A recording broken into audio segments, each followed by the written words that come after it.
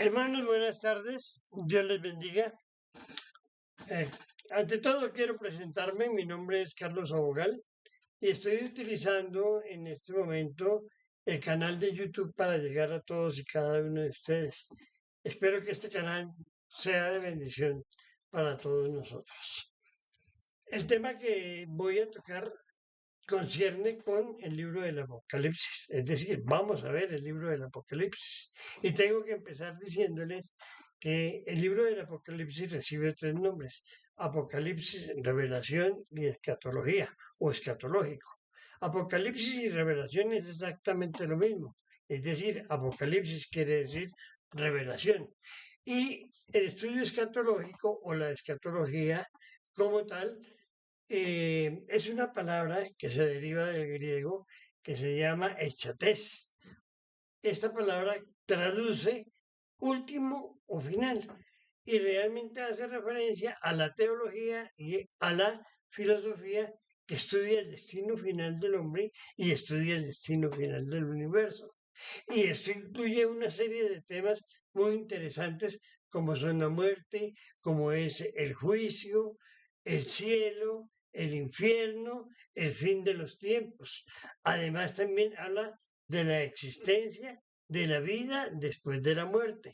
Habla también de la tribulación y habla también de la segunda venida del Señor Jesucristo. Hoy nos concierne estudiar Apocalipsis capítulo 1 del versículo 1 al versículo 9. Entonces comenzamos con el versículo 1 y es donde el Señor Dios nos dice que la revelación fue dada por Dios al Señor Jesucristo. Nosotros los cristianos durante toda nuestra vida cristiana hemos cometido el error de llamar el libro del Apocalipsis como la revelación de Juan. Y eso lo asumimos porque Juan realmente fue quien escribió el libro, pero la revelación no se le dio a Juan, la revelación se le dio Dios Padre o el Señor Jehová al Señor Jesucristo, a su Hijo. ¿Y por qué estamos hablando de revelación? ¿Qué pasó? ¿Qué sucedió con lo de la revelación? Sencillamente, el Señor Jesucristo en Marcos, en el capítulo 13, les estaba dando una enseñanza a sus apóstoles acerca de las señales de los últimos tiempos y a su vez les estaba hablando de la venida del Hijo del Hombre. Cuando digo el Hijo del Hombre, recuerden ustedes que fue el mismo Señor Jesucristo quien se dio ese título, el Hijo del Hombre. Él mismo se llamó el Hijo del Hombre. Entonces les estaba enseñando esto a los apóstoles. Y en Marcos 13, ya en el versículo 32, el Señor Jesucristo les dice a los apóstoles: pero de aquel día y de la hora nadie sabe, ni aun los ángeles que están en el cielo, ni el Hijo, sino el Padre. ¿Qué estaba diciendo? Que esa información solamente en ese momento le competía al Padre, ni siquiera le competía a él ni siquiera recordaba cuándo iba a venir. Entonces, yo me hice una pregunta: ¿es que el Señor Jesucristo no es Dios? ¿No era Dios antes de venir al mundo? ¿El Señor Jesucristo acaso no estuvo antes de la creación, durante la creación y posterior a la creación? Claro que sí, porque Él es Dios, ¿sí? Es Dios en segunda persona y nosotros le conocemos como el Verbo. Por eso en Juan capítulo 1, versículo 1 dice que en el principio era el Verbo y el Verbo era con Dios y el Verbo era Dios. Y todo lo que fue hecho por Dios. Entonces, si Cristo es Dios, ¿sería que Él tenía alguna duda? ¿Sería que él sufría alguna discapacidad mental para que hubiese necesidad de tener una revelación? La respuesta no es tan fácil y no la podemos dar corriendo. Solamente podemos asumir que quizá cuando el Señor Jesucristo tomó su cuerpo de hombre para venir al mundo, también en ese momento a él se le presentaron o se le dieron ciertas limitaciones. Y dentro de esas limitaciones estaba su segunda venida, porque solamente a Dios le interesa o le interesaba hasta ese momento como exclusividad saber cuándo era que el Hijo de Dios volvía al mundo, cuando el Señor Jesucristo regresaba al mundo. Pero resulta que cuando el Señor Jesucristo resucitó nuevamente, a él en una forma inmediata, el Señor Dios le devolvió toda su omnisciencia, ¿sí? Y también le reveló todos los misterios divinos que posiblemente habían quedado en el tintero, digámoslo así.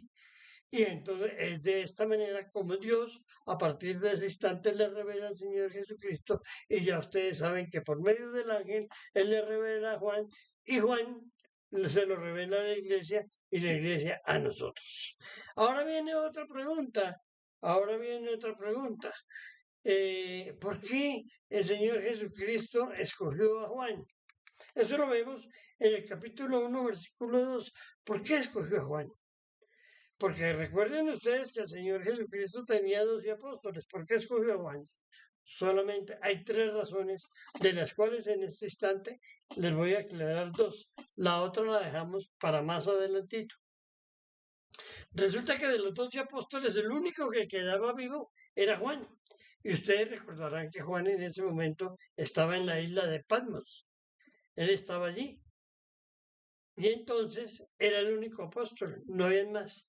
Ahora, esa es la primera parte, era el único apóstol.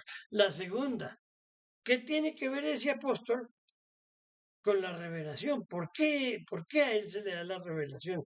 Es muy sencillo, es que ese apóstol que quedaba, al igual que los otros 11 que ya estaban desaparecidos, que ya habían muerto, todos eran testigos.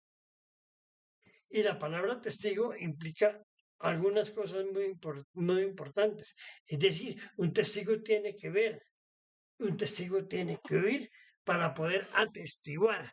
Bueno, Juan, recuerden ustedes que Juan estuvo en la vida mesiánica del Señor Jesucristo. Les estoy hablando de los 30 a los 33 años de la vida del Señor Jesucristo. Juan estuvo con él. Juan estuvo en la formación de los 12 apóstoles, fue uno de los 12 apóstoles. Y Juan, al igual que los otros apóstoles, tuvieron la oportunidad de comer con Cristo, de dormir en la misma cueva donde Cristo dormía, tuvo la oportunidad de escuchar todas las enseñanzas que el Señor Jesucristo dio, tuvo la oportunidad de ver hacer milagros, tuvo la oportunidad de ver sanar cojos, ciegos, sordos, de sanar mujeres con una menstruación prolongada. Tuvo la oportunidad de ver expulsar demonios. Pero miren lo curioso, no solamente eso, fue el único de los 12 apóstoles que tuvo la oportunidad de recibir la encomienda de cuidar a la madre de Jesús. Jesús dijo, madre, he ahí a tu hijo. Hijo, refiriéndose a Juan, he ahí a tu madre. Esto también conlleva a que Juan, de los 12 apóstoles, que sí estaban vivos en el instante en que apresaron y crucificaron al Señor Jesucristo, de los 12 apóstoles, el único que estuvo presente fue el apóstol Juan. Los otros 11 desaparecieron. Uno se mató, quedaban 10. El otro, Pedro, negó al Señor Jesucristo y una vez negado se arrepintió, lloró y triste se fue. Y los otros 9 apóstoles restantes que siguieron, se fueron, se escondieron. ¿Sí? Entonces, ahí está la razón por la cual Juan fue escogido dentro de los 12 apóstoles. Para finalizar, quiero decirles que en el versículo 4 se dice que el Señor Jesucristo es el testigo fiel quien nos amó y nos lavó nuestros pecados con su sangre. ¿Testigo fiel de quién? Del Señor Jesucristo. Se repite lo que estaba diciendo. Es fiel porque el Señor Jesucristo bajó del cielo. Y al bajar del cielo, ¿qué fue lo que hizo? Presentar a su Padre, evangelizar a la gente enseñándole quién era su Padre y a su vez enseñándole que él como hijo también era Dios. ¿Sí? Por eso lo tildaron de blasfemo. Aparte de ello, por eso y por muchas causas más, el Señor Jesucristo fue crucificado por nuestros pecados. Él lavó nuestros pecados. ¿Con qué los lavó? Con su sangre. Con su sangre nos dignificó, con su sangre nos hizo santos. Bueno, lamentablemente el tiempo es demasiado corto, no puedo continuar el día de hoy, pero sí me despido y nos vemos en estos días si Dios así lo quiere. Dios les bendiga, muchos éxitos